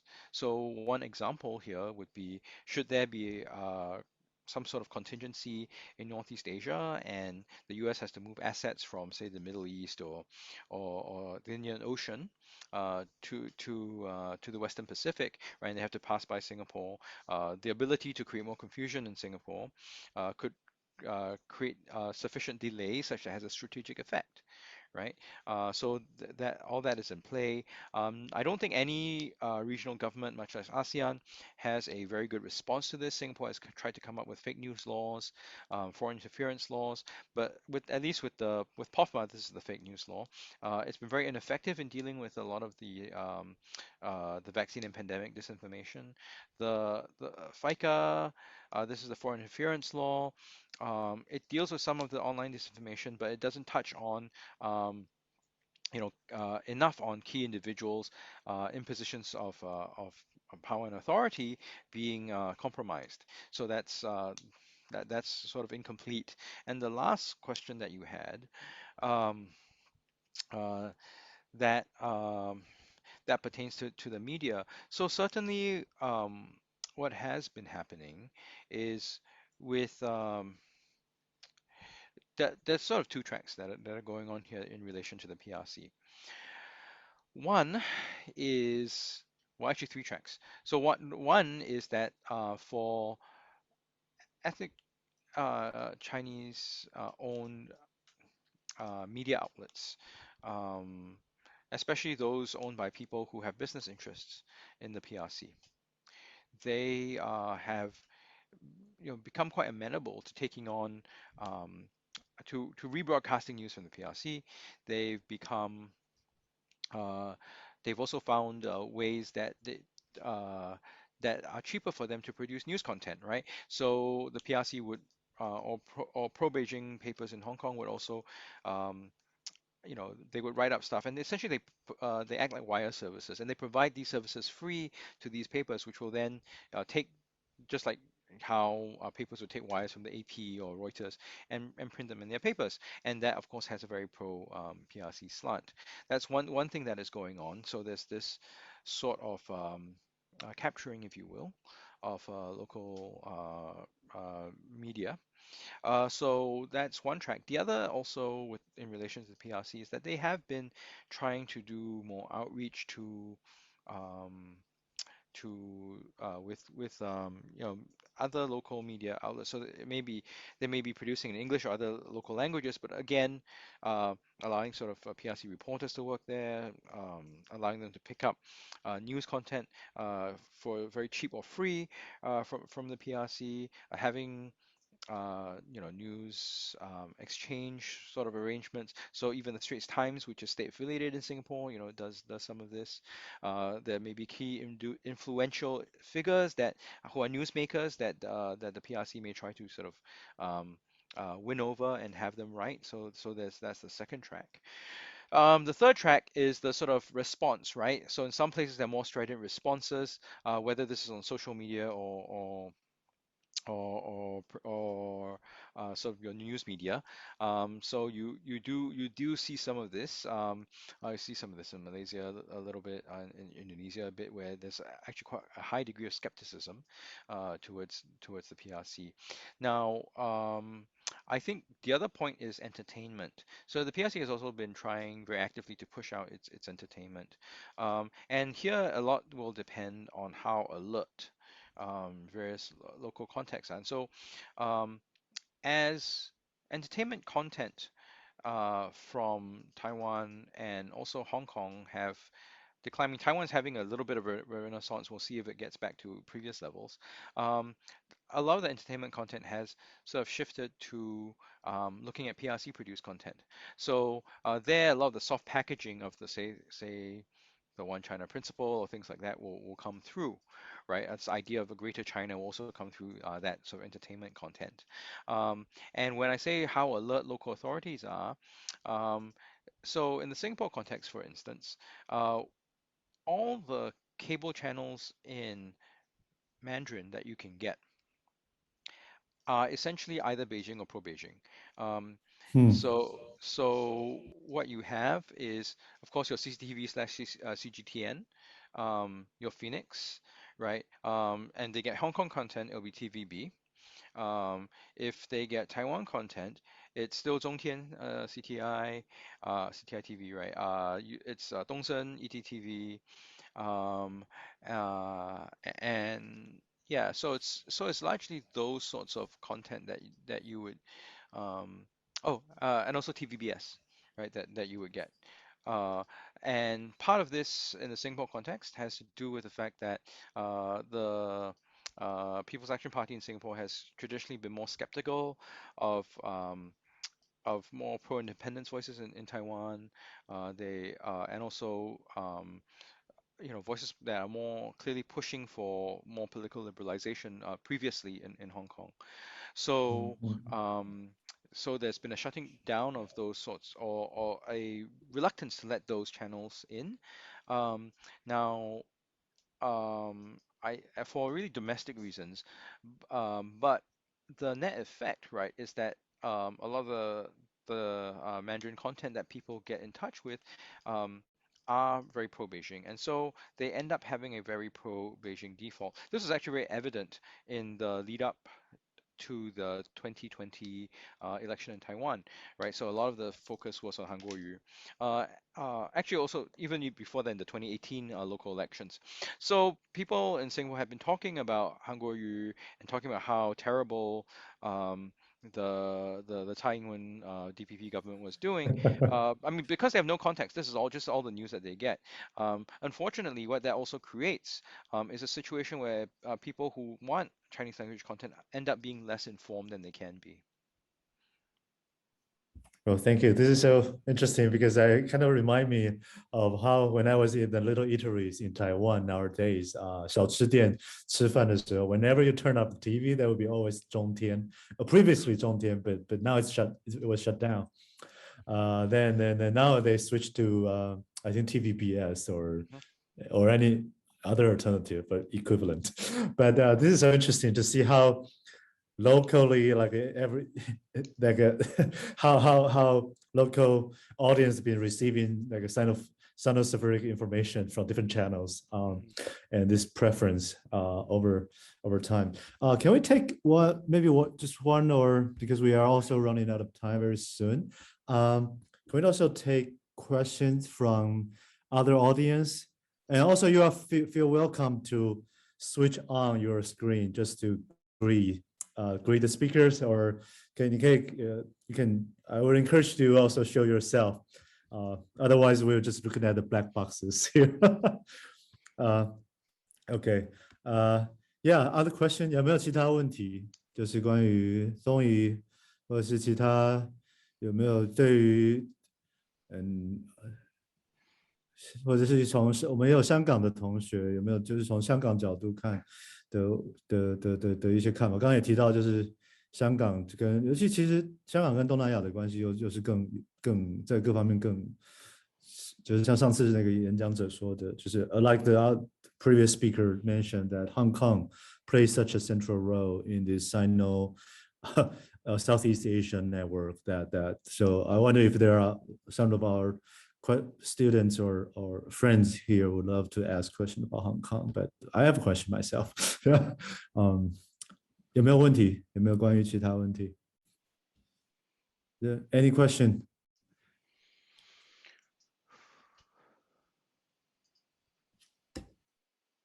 Okay, so if not, may I just ask one, maybe inevitably okay, I guess I'll just see how, for example, if you're saying that that depending on the media channel that the local audience have this like sort of preference or toward the pro-Beijing media outlets, and that the problem is that they have no preference. They can't have a choice. Oh, they can have the choice. Yes.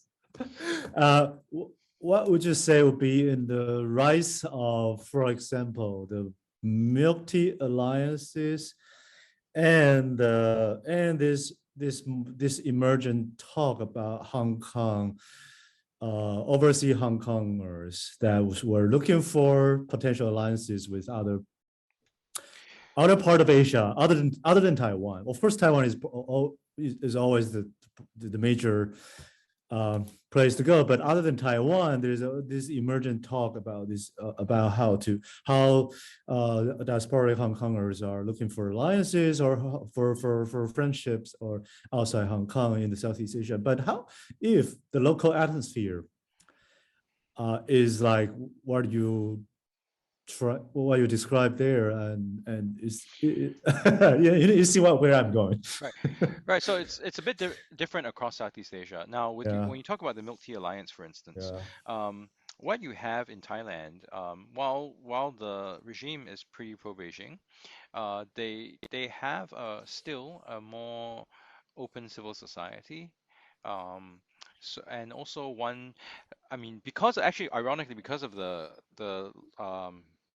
connection with China, and also for a long period with Hong Kong, they're very there's a lot more openness and knowledge about what's going on and more exchanges. So some of the Milk Tea Alliance stuff is because of that availability of information plus ideological affinity, right? So they think that pushing back against authoritarianism is important, right? So there's that affinity there, and in a way that doesn't play up in the same way in say Malaysia, where there's also a more space for civil society, but you know, the PRC, there's both PRC and Taiwan, Hong Kong influence, but at least on the business side, because where people think the money lies, right? There's a sort of bigger PRC imprint. Yeah. Now, in Singapore, because of the state and sort of domestic considerations, as I described, there's ends up, not by intention, but ends up to be this pro-PRC slap. For places like um, Indonesia and the Philippines, it's also a bit different. So for Indonesia, with the connection, although there are a lot of labor connections with Taiwan, but the Taiwan civil society connections there seem a little bit weaker. Also the Hong Kong one, so that doesn't play up as much. Even though I think on some of the issues of democracy there would be commonality. So too with the Philippines, although I think in some ways the Philippines, like Malaysia, um, the the big money, or the people with the big money, seem to see more opportunities in the PRC, so their voices get amplified a little bit more. So that's in general the case in places where there are more evident sort of or active diasporic Chinese communities. I think with the Indonesia case also, that appeal to diaspora nationalism is treated with a little bit more skepticism, because of the past baggage that they have, right? The experience of the past, which wasn't particularly pleasant. So there's a lot more, I think, caution among ethnic Chinese communities in Indonesia towards being seen as openly sort of affiliated with the PRC. Although some, I think, rich business people are less afraid so, but that's because of their more unique positions. Places like Cambodia, I think the ethnic Chinese community there is quite happy to take on the opportunities that they see from the PRC. And in Vietnam, I think it's a lot quieter there, but that's also because they are more tightly controlled London state. For Myanmar, I mean, that's suddenly where we see some of the connections over the Milk Tea Alliance as well. But again, I think that comes out from this sort of view that they are all commonly pushing back, right, against authoritarianism. And just to quickly cycle back to the Singapore case, and that's the sort of narrative that in Singapore the ruling party is very wary of, so they don't want to have any of that. Yeah, no, I see. Okay. But even without that, I think they are overdoing it, right? So if you wanted to get people to be more open-minded about what it means to be ethnic Chinese and to look at different alternatives, I mean, I would give people an array of things to look at, right? So allow the 民视 and Sanli in here, not because they're correct, just because they give you variety. Yeah. Okay. So finally, if I may, just one little add on to that. Back to, well, since we're doing this in Taiwan now, so do you see that, because there are, first of all, you have this like a lot of people here talk about Bandung conferences and the legacy of it, the kind of a idealistic in connection based on the common ideals of decolonization, getting rid of the colonialism through kind of a common goal. That's one thing. But another, if you are standing in that position, you'll probably see the current Taiwan southbound policy, 南向政策, for example, as kind of a reincarnation of the previous, as part of this, reincarnation of a certain degree of colonial mentality that's only used in Southeast Asia, building this Southeast Asia and Taiwan connection, that with an eye for, again, natural resources, the chances of a trading, all that stuff, rather than the genuine concern about culture, about the social inequality, about migrant, as you mentioned, the migrant labor issues, and this. So what's your take on this? Is like, first of all, this current policy of Taiwan, the southbound policy, as as some critics on the other side would say, well, you're redoing all that stuff. So what I would say is that Taiwan is in a very, you all know, Taiwan's in a very awkward position. Yeah. So any outreach, the first instance, right, the main narrative has to be about economics, because if you were to do anything else, it would potentially get a lot of trepidation. In Southeast, the whole stuff about getting punished from China, you don't want to, but if it's just about money, right, it's easier to sell. But I think where Taiwan can actually do more is, Taiwan itself domestically has been trying to improve to, I would say to a limited degree, trying to improve on things like labor standards and environmental standards. There's still a lot to go, but there's some effort to push in that direction. So here is if Taiwan companies going out. Yes, I know part of the argument for going out is to sort of look for cheaper labor, but if we can bring with them better standards, better sort of addressing of labor issues, better environmental standards, it's something that can win people over, I think, to some degree, and that can also showcase that Taiwan is a bit different. So it's not just about making money. Maybe there is that, but the cooperation can be perhaps can bring sort of positive externalities, right? So I think that would be one way to look at it that isn't really done as much, and probably can be focused on a little bit more. I mean, with the Bandung stuff, personally, I am very ambivalent about Bandung, to be honest. Yes, I get the whole non-aligned, third way stuff, but a lot. I mean, this gets back to I guess, some of my discomfort with nationalism, especially ethnic-based nationalism, because some of these post-colonial states ended up being pretty repressive themselves. I mean, the PRC was one story, but I mean, you look at what happened after the overthrow of Sukarno in Indonesia, and I mean, just because you're post-colonial or formerly colonial doesn't give you a free pass, doesn't mean you're more moral than anybody else. I think it's fundamentally a question of power, whether there can be restraints on power, whether there can be oversight. Without that, if you're just waving around post-colonialism, I mean, the risk is still going to remain. So when you get back to the whole issue of New Southbound policy, whether it's resource extraction and all that, okay, there is some commercial aspect to it, but are issues of transparency, good governance, restraint on power, not engaging in corrupt practices, is it going to be in there? Because one of these things that have come up, right, from Taiwan's previous experience in this tussle for diplomatic recognition with China is that both Beijing and Taipei will enter into a locality, and then they try to bribe, pay their way, and into the good graces of some power holder or another. That sets up a situation where there's more corruption, there's more cronyism, and more instability, right? So it's not just about going in. I mean, the PRC is as guilty of this as anybody else. It's about how you set up your approach and the mechanisms. And I think this sort of talk about just the commodities and all that. Yes, there is a point to it, but I would be careful about pushing it too far. Well, thank you. Yeah. Okay.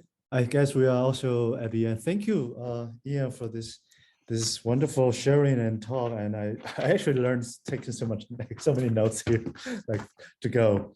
And thank you again. And before we end the session, I would love to invite the people in the room to show your faces, to say hello to the speaker and to everyone else in the Zoom. And I want to also give a great thank you and applause around the Zoom to our speaker for today's sharing and talk. And I think this is a first. Thank you. Yeah, thank you so for much. The invite. I'm glad to do this. Thank you very much.